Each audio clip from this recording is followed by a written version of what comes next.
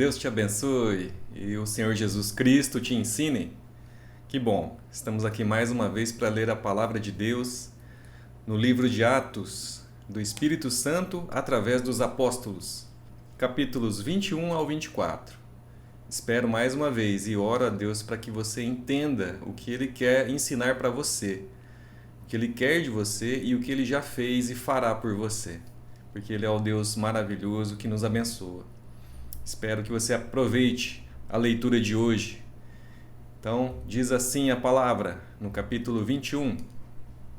Depois de nos apartarmos, fizemo-nos à vela, e correndo em direitura, chegamos a Cós. No dia seguinte, a Rhodes, e dali a Pátara.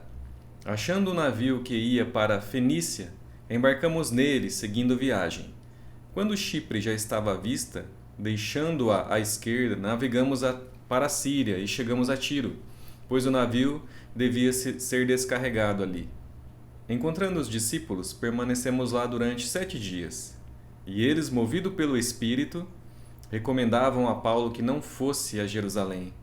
Passados aqueles dias, tendo-nos retirado, prosseguimos viagem, acompanhados por todos, cada um com sua mulher e filhos, até fora da cidade. Ajoelhados na praia, oramos, e despedindo-nos uns dos outros, então embarcamos, e eles voltaram para casa. Quanto a nós, concluindo a viagem de Tiro, chegamos a Ptolemaida, onde saudamos os irmãos, passando um dia com eles. No dia seguinte, partimos e fomos para Cesareia. E entrando na casa de Filipe, o evangelista, que era um dos 7, ficamos com ele. Tinha este 4 filhas donzelas, que profetizavam. Demorando-nos ali alguns dias, desceu da Judéia um profeta chamado Ágabo. E vindo ter conosco, tomando o cinto de Paulo, ligando com ele os próprios pés e mãos, declarou isto. Isto diz o Espírito Santo.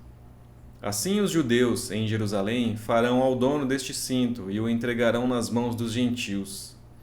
Quando ouvimos estas palavras, tanto nós como os daquele lugar, rogamos a Paulo que não subisse a Jerusalém. Então ele respondeu: Que fazeis chorando, quebrantando meu coração? Pois estou pronto não só para ser preso, mas até para morrer em Jerusalém pelo nome do Senhor Jesus. Como, porém, não o persuadimos, conformamos, dissemos: Faça-se a vontade do Senhor. Passados aqueles dias, tendo feito os preparativos, subimos para Jerusalém. E alguns dos discípulos também vieram de Cesareia conosco, trazendo consigo Minasson, natural de Chipre, velho discípulo, com quem nos deveríamos hospedar. Tendo nós chegado a Jerusalém, os irmãos nos receberam com alegria. No dia seguinte, Paulo foi conosco encontrar-se com Tiago, e todos os presbíteros se reuniram. E tendo-o saudado, contou minuciosamente o que Deus fizera entre os gentios, por seu ministério. Ouvindo-o, deram eles glória a Deus, e lhe disseram: Bem vês, irmão, quantas dezenas de milhares há entre os judeus que creram, e todos são zelosos da lei. E foram informados a teu respeito, que ensinas todos os judeus entre os gentios a apostatarem de Moisés, dizendo-lhes que não devem circuncidar os filhos, nem andar segundo os costumes da lei. Que há de fazer, pois? Certamente saberão da tua chegada. Faze, portanto, o que te vamos dizer. Estão entre nós 4 homens que voluntariamente aceitaram o voto. Toma-os, purifica-te com eles e faze a despesa necessária para que raspem a cabeça. E saberão todos que não é verdade o que se diz a teu respeito, e que, pelo contrário, andas também tu mesmo guardando a lei. Quanto aos gentios que creram, já lhes transmitimos decisões para que se abstenham das coisas sacrificadas a ídolos, do sangue, da carne de animais sufocados e das relações sexuais ilícitas. Então Paulo, tomando aqueles homens, no dia seguinte, tendo-se purificado com eles, entrou no templo, acertando o cumprimento dos dias da purificação, até que se fizesse a oferta em favor de cada um deles. Quando já estavam por findar os 7 dias, os judeus vindos da Ásia, tendo visto Paulo no templo, alvoroçaram todo o povo e o agarraram, gritando: Israelitas, socorro! Este é o homem que por toda parte ensina todos a serem contra o povo, contra a lei e contra este lugar. Ainda mais, introduziu até gregos no templo e profanou este recinto sagrado. Pois antes tinham visto Trófimo e o Éfeso em sua companhia na cidade e julgavam que Paulo o introduzira no templo. Agitou-se toda a cidade, havendo concorrência do povo, e agarrando a Paulo, arrastaram-no para fora do templo, e imediatamente foram fechadas as portas. Procurando eles matá-lo, chegou ao conhecimento do comandante da força que toda Jerusalém estava amotinada. Então este, levando logo soldados e centuriões, correu para o meio do povo. Ao verem chegar o comandante e soldados, cessaram de espancar Paulo. Aproximando-se o comandante, apoderou-se de Paulo e ordenou que fosse acorrentado com 2 cadeias, perguntando quem era e o que havia feito. Na multidão, alguns gritavam de um modo, outros de outro. Não podendo ele, porém, saber a verdade por causa do tumulto, ordenou que Paulo fosse recolhido à fortaleza. Ao chegar às escadas, foi preciso que os soldados o carregassem por causa da violência da multidão, pois a massa de povo o seguia gritando: "Mata-o!" E quando Paulo ia sendo recolhido à fortaleza, disse ao comandante: "É-me permitido dizer-te alguma coisa?" Respondeu ele: "Sabes o grego? Não és tu porventura o egípcio que há tempos sublevou e conduziu ao deserto 4.000 sicários?" Respondeu-lhe Paulo: "Eu sou judeu, natural de Tarso, cidade não insignificante da Cilícia, e rogo-te que me permitas falar ao povo." Obtida a permissão, Paulo, em pé na escada, fez com a mão sinal ao povo. Fez-se grande silêncio e ele falou em língua hebraica, dizendo: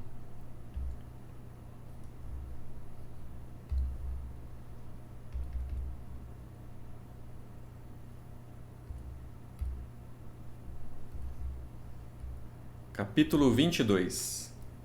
Irmãos e pais, ouvi agora a minha defesa perante vós.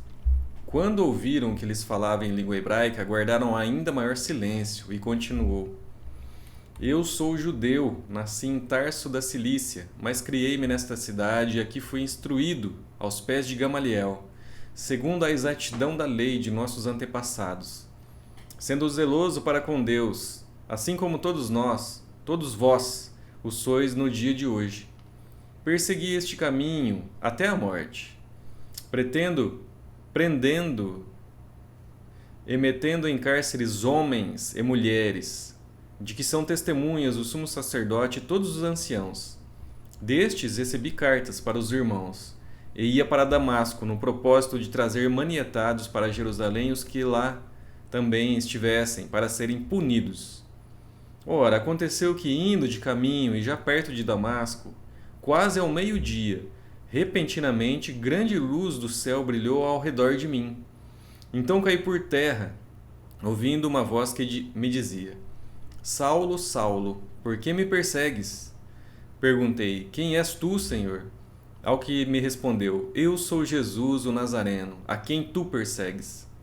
Os que estavam comigo viram a luz, sem contudo perceberem o sentido da voz de quem falava comigo. Então perguntei: "Que farei, Senhor?" E o Senhor me disse: "Levanta-te, entra em Damasco, pois ali te dirão acerca de tudo o que te ordenado fazer." Tendo ficado cego por causa do fulgor daquela luz, guiado pela mão dos que estavam comigo, cheguei a Damasco. Um homem chamado Ananias, piedoso conforme a lei, tendo bom testemunho de todos os judeus que ali moravam, veio procurar-me e, pondo-se junto a mim, disse: "Saulo, irmão, recebe novamente a vista." Nessa mesma hora recobrei a vista e olhei para ele.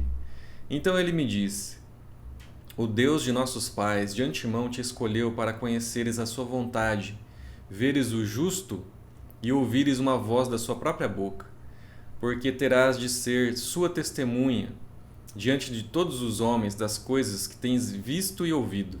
E agora, por que te demoras? Levanta-te, recebe o batismo e lava os teus pecados, invocando o nome dele." Tendo eu voltado para Jerusalém, enquanto orava no templo, sobreveio-me um êxtase, e vi aquele que falava comigo: "Apressa-te, sai logo de Jerusalém, porque não receberão teu testemunho a meu respeito." Eu disse: "Senhor, eles bem sabem que eu encerrava em prisão, e e nas sinagogas açoitava os que criam em ti. Quando se derramava o sangue de Estevão, tua testemunha, eu também estava presente, consentia nisso e até guardei as vestes dos que o matavam. Mas ele me disse: vai, porque eu te enviarei para longe, aos gentios. Ouviram-no até essa palavra, então gritaram, dizendo: tira tal homem da terra, porque não convém que ele viva.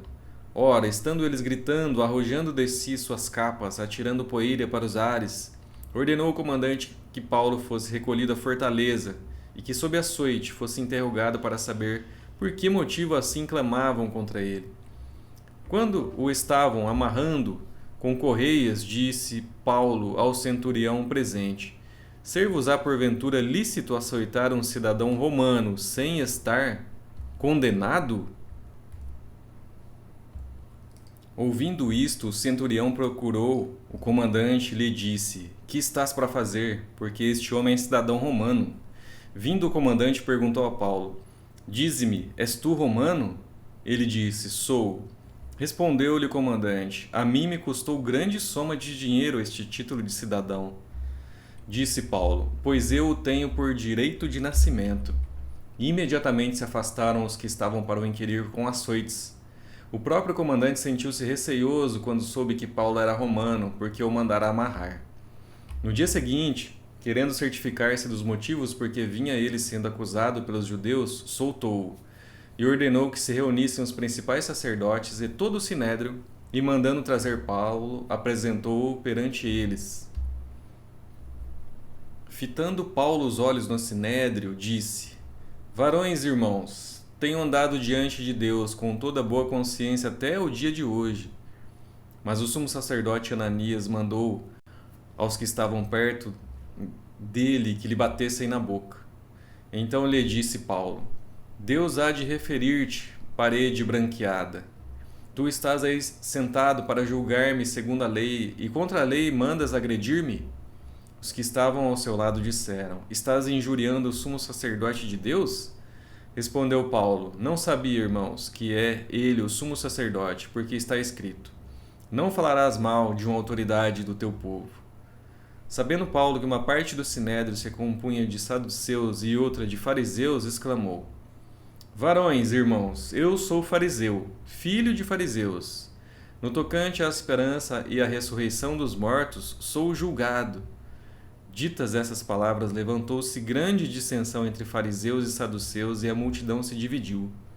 Pois os saduceus declaram não haver ressurreição, nem anjo, nem espírito, ao passo que os fariseus admitem todas essas coisas.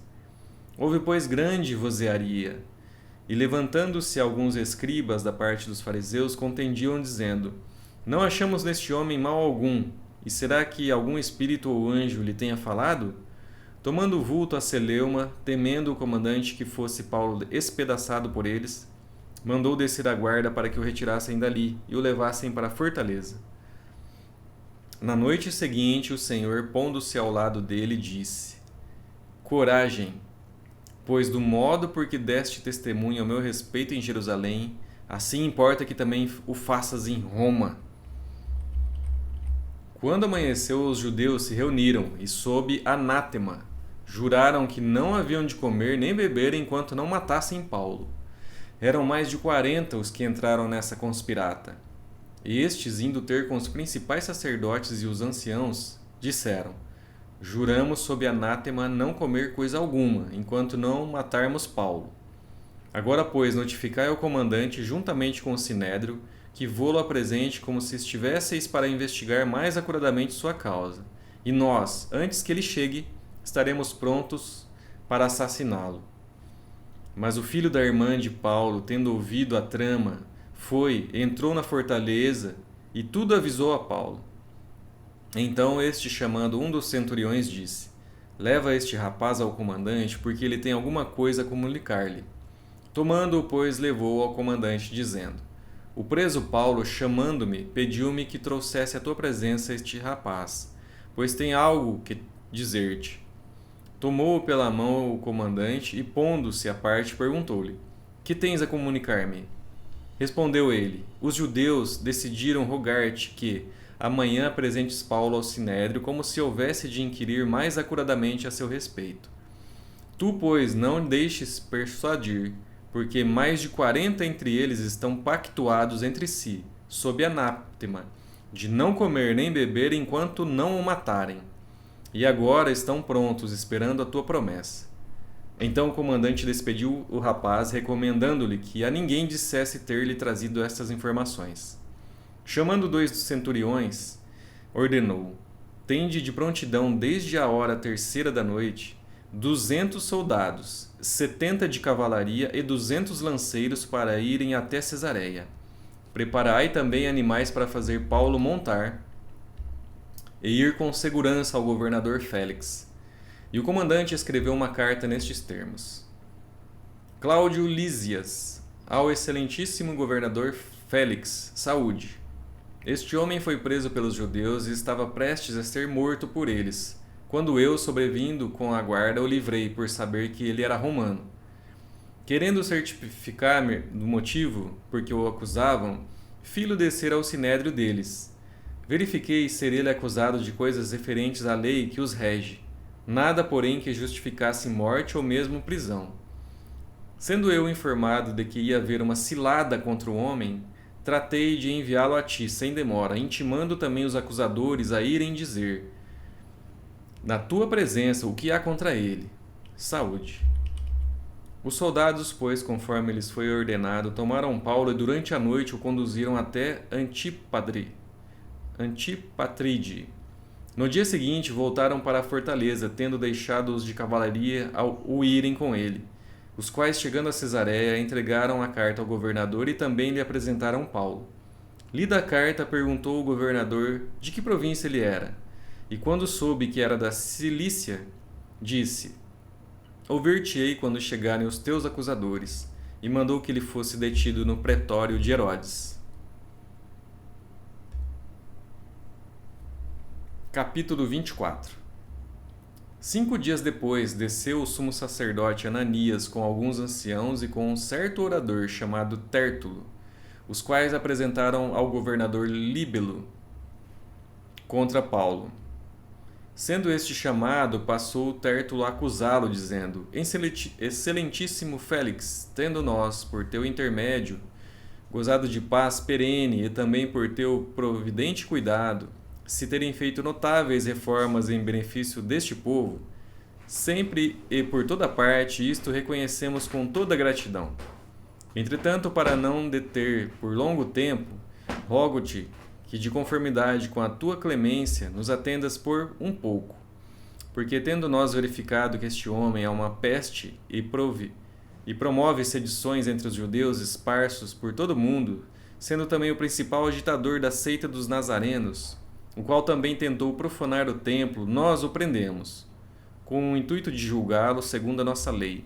Mas, sobrevindo o comandante Lísias, o arrebatou das nossas mãos com grande violência, ordenando que os seus acusadores viessem à tua presença.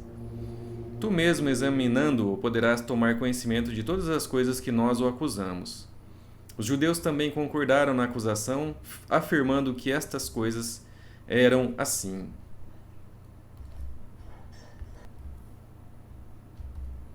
Paulo, tendo-lhe o governador feito sinal que falasse, respondeu: sabendo que há muitos anos és juiz desta nação, sinto-me à vontade para me defender, visto poderes verificar que não há mais de 12 dias desde que subi a Jerusalém para adorar, e que não me acharam no templo discutindo com alguém, nem tampouco amotinando o povo, fosse nas sinagogas ou na cidade. Nem te podem provar as acusações que agora fazem contra mim. Porém, confesso-te que, segundo o caminho a que chamam de seita, assim eu sirvo ao Deus de nossos pais, acreditando em todas as coisas que estejam de acordo com a lei e nos escritos dos profetas, tendo esperança em Deus, como também estes a têm, de que haverá ressurreição tanto de justos como de injustos. Por isso também me esforço por ter sempre consciência pura diante de Deus e dos homens. Depois de anos, vim trazer esmolas à minha nação e também fazer oferendas. E foi nesta prática que alguns judeus da Ásia me encontraram já purificado no templo, sem ajuntamento e sem tumulto, os quais deviam comparecer diante de ti e acusar, se tivessem alguma coisa contra mim. Ou estes mesmos digam que iniquidade acharam em mim, por ocasião do meu comparecimento perante o Sinédrio. Salvo estas palavras que clamei, estando entre eles, hoje sou eu julgado por vós acerca da ressurreição dos mortos. Então Félix, conhecendo mais acuradamente as coisas com respeito ao caminho, adiou a causa, dizendo: Quando descer o comandante Lísias, tomarei inteiro conhecimento do vosso caso. E mandou o centurião que conservasse Paulo detido, tratando-o com indulgência e não impedindo que os seus próprios o servissem. Passados alguns dias, vindo Félix com Drusila, sua mulher, que era judia, mandou chamar Paulo e passou a ouvi-lo a respeito da fé em Cristo Jesus. Dissertando ele acerca da justiça, do domínio próprio e do juízo vindouro, ficou Félix amedrontado e disse: Por agora podes retirar-te, e quando eu tiver vagar, chamar-te-ei. Esperando também ao mesmo tempo que Paulo lhe desse dinheiro, pelo que chamando mais frequentemente conversava com ele. 2 anos mais tarde, Félix teve por sucessor Pórcio Festo, e querendo Félix assegurar o apoio dos judeus, manteve Paulo encarcerado. Graças a Deus. Mais 4 capítulos concluídos. Amanhã, se Deus quiser, vamos concluir o livro de Atos. Espero que você tenha sido abençoado por essa leitura, abençoado por Deus através da leitura, e que você tenha aprendido algo, alguma lição do Senhor para a tua vida. Que Jesus Cristo te abençoe, e se Deus quiser, amanhã leremos mais 4 capítulos. E até lá!